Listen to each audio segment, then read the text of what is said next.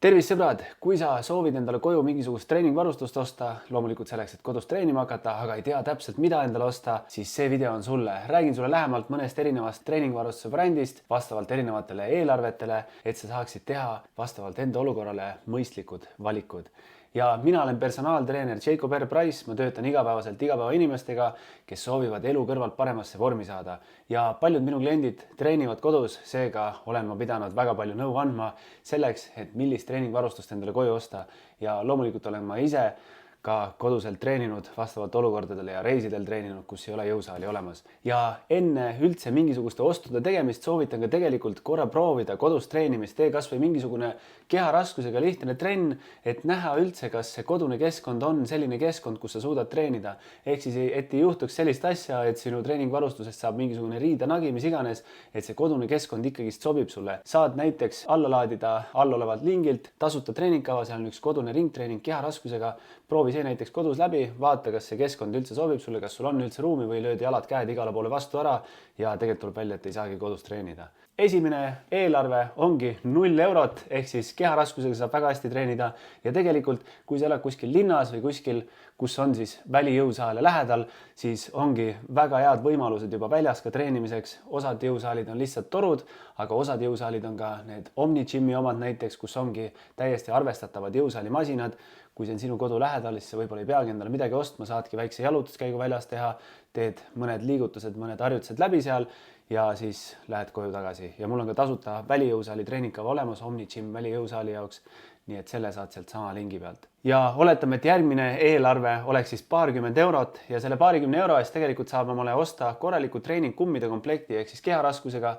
Treenida saab ka, aga treeningkummid, treeningvarustus üleüldse annab lihtsalt võimalusi juurde.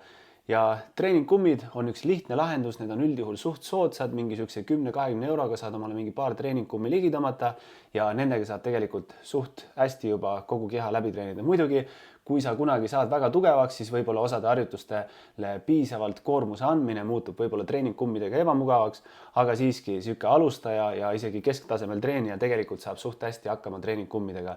Ja treeningkummid võivad olla ka edasijõudnud treenijatel selleks, et kui nad lähevadki kuskile, kus ei ole treeningvarustust saadaval, siis treeningkummi on lihtne kaasa võtta, paned kohvrisse, paned jope taskusse, kuhu iganes. Sellega saab ikkagist mingisuguse trenni alati ära teha ja seda on lihtne, kompaktne kaasas kanda ja kodust ei võta ka sul väga palju ruumi. Ja loomulikult treeningkummidega saab ka välijõusaalis trenni teha, abistada ennast näiteks, kui sa lõuatõmbeid ei jõua teha, siis treeningkumm saab sul siin aidata ja nii edasi. Et tuleb leidlik olla ja tegelikult annab see väga palju võimalusi sulle treenimiseks. Ja järgmine eelarve, ütleme, on kuskil seal 50-100 eurot. Sinna tegelikult mahub juba väga hästi lisaks treeningkummidele ka mingisugune hantlikomplekt ja üks korralik hantlikomplekt, mida ma paljudele klientidele olen soovitanud, on Decathloni oma, see rauast, suht kvaliteetne 20-kilone ehk siis 20 kilost hantlit saad teha või siis saad kokku panna need ühe hantli peale ja saad ühe sükse raskema hantli näiteks kükkide jaoks. Ja tegelikult kõige odavam hantel, mida ma nägin, oli üldse Depos, mis oli plastikust ja see oli mingisugune 13 eurot tükk, äkki alla 15 euro oli ühesõnaga üks hantel ja see oli ka kuskil 10 kilo.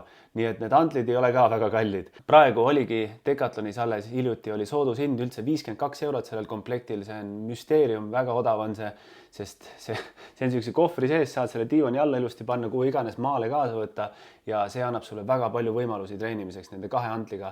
Ja lisaks, kui sa saad tugevamaks, siis nendele reguleeritavatele hantlitele saad sa ka lisakettaid tegelikult juurde osta. Neid müüakse ka eraldi igal pool, ehk siis algselt on see hantel võib-olla 10-kilone, aga sina saad selle võib-olla isegi 20-kiloseks lõpuks teha, kui sa ostad neid endale juurde. Ta on suht universaalne treeningvarustus. Ja loomulikult võid sa seda kombineerida ka nende treeningkummidega, mis eelmisesse eelarvesse jäi. Ja tegelikult lisaks on ka selline asi nagu nii-öelda TRX rihmad, ehk siis sellised rihmad, millega sa saad trenni teha. Need tuleb kuskile siis kinnitada, kodus saab ka neid tegelikult kinnitada. Ukse vahe, siuke jupp on tegelikult paljudes komplektides olemas, muidugi siis sa pead oma siseust väga usaldama, kui sa oma keharaskusega seal küljes ripud, aga sobib ka mingisugune toru, mingisugune konks kuskil, võib-olla teed üldse väljas, viskad üle puu oksa ja siis saad ka väga hästi trenni teha. Ehk siis TRX rihmad ja originaal muidugi maksab siuke 100-200 euri vist, kui ma ei eksi, aga tegelikult näiteks seal Depos äkki oli mingisugune 35 euroga üks odavam komplekt ja töötab väga hästi, mul on see endal olemas. Ja selle sa saadki välijõusaalis kas või kuskile toru peale visata ja saad õues väga hästi kogu keha läbi treenida. ja nüüd, kui sul on natukene rohkem raha, oletame, et sul on niisugune 200 eurot juba, big spender, ja siis lisaks nendele antlitele ma jätaks selle esimese osa jätaksin tegelikult samaks, ehk siis ma siiski jääksin antlite peale, sest antlid on suht kompaktsed, suht universaalsed ja ma ostaksin lihtsalt juurde ühe treeningpingi ehk siis üks niisugune reguleeritav treeningpink annaks sulle lisaks antlitele veel nii palju erinevaid võimalusi juurde, igasuguseid erinevaid harjutusi tuleb sul juurde. Muidugi, kui sul seda treeningpinki ei ole, saad kasutada kodus igasuguseid toole, diivaneid, võib-olla väljas mingisugust pinki, aga see reguleeritav treeningpink annab sulle väga palju võimalusi juurde selle treenimise jaoks. 200 euro eest tegelikult enamustel inimestel ei olegi vaja rohkem kulutada koduse jõusaali jaoks. Ongi mingisugune treeningpink ja mingisugune antlikomplekt ja võib-olla mingisugused treeningkummid ka, kui soovid. Kui sul ei ole näiteks ruumi selle treeningpingi jaoks, siis piisab ka tegelikult täielikult sellest antlite komplektist. Paar korda nädalas teed mingisuguse pooletunnise trenni, see on enamustele inimestele tegelikult juba suht piisav selleks, et saada nii terviseplusse trennist, kui ka näha väga positiivseid tulemusi, saada tugevamaks ja nii edasi. Aga oletame, et sul on ka ruumi ja sul on veel rohkem plekki, mida kulutada treeningvarustuse peale, siis tegelikult muidugi kükipuur oleks järgmine aste, see võib-olla maksab mingisugune 500 eurot, mingisugune korralik suur kang võib-olla maksab ka mingi 200 eurot ja siis tegelikult need raskuskettad maksavad ka, et ütleme, seal peaks mingisugune tonnine eelarve võib-olla olema. Muidugi Marketplace'ist kasutatuna saab soodsamalt, ma olen ise ostnud Marketplace'ist kasutatuna kange ja siis sinna peale neid kettaid, raskuskettaid. Aga üks kükipuur, selle jaoks peab sul juba olema mingisugune garaaž või tuba, sest see suur kang on tegelikult 2,2 meetrit pikk on see suur kang, et siis see kuskil ära mahuks, et kuskil korteris, kus sul köök ja elutuba koos on, väga suure kangiga trenni tegema ei hakka. Aga see on selline järgmine väga universaalne treeningvarustus. Kükipuuris sa saad teha miljon harjutust, saad teha lõuatõmbeid, saad teha rööbaspuu surumisi, saad teha seal kükke selle kangiga, paned selle treeningpingi sinna vahele, saad ka igasuguseid surumisi ja asju teha. Nii et see oleks sul suht selline komplektne jõusaal juba. Ja sealsamas näiteks Decathlonis käisin, oli ka sellised kükipuurid, kus oli siis plokkmasin nii-öelda küljes ja siis sinna kaabli osa peale paned kettad peale, siis sul tekibki see plokkmasin tekib sinna juurde veel lisaks. Aga jällegi see on niisugune, peab olema sellist ruumi sul kodus selle jaoks ja peab olema väga palju tahtmist ka kodus treenida, et teha selline suur investeering. Aga jällegi elad kuskil maal võib-olla ja sul ei ole jõusaali lähedal, siis on väga mõistlik, teed selle 1000-2000 eurot ära endale koju jõusaali investeeringu ja see tegelikult kestab sul kas või mitukümmend aastat ja tegelikult nende asjade järelväärtus üldjuhul ka on päris hea. Ja loomulikult on ka igasuguseid selliseid multi-gym masinaid, mida sa saad koju osta. Need muidugi üldjuhul mina isiklikult arvan, et need ei ole väga head, tavaliselt need universaalsed masinad, neil on igasugune raskus, võib-olla ei ole väga hea, et mul on ka olnud üks selline, mul oli suht normaalne isegi, aga siiski need liikumisulatused asjad, kuna ta on ikkagist ehitatud igat pidi kasutamiseks, siis ta on nagu iga harjutuse jaoks enam-vähem, mitte ühe harjutuse jaoks nagu ülihea. Eraldi jõusaalimasinad on ühe harjutuse jaoks head, aga see, kuna ta on nii universaalseks mõeldud, siis ta on pigem jah, iga asja jaoks enam-vähem, aga jällegist toimib. Veel eriti neile, kes on võib-olla natukene vanemad või natukene algajad, nad ei viitsi väga harjutuste tehnikale nii-öelda tähelepanu pöörata, siis nende jaoks on väga lihtne sellist masinat kasutada. Saavad oma allatõmbeid teha, saavad mingisuguseid jalasirutusi teha, seljatõmbeid, rinnandsurumisi ja nii edasi.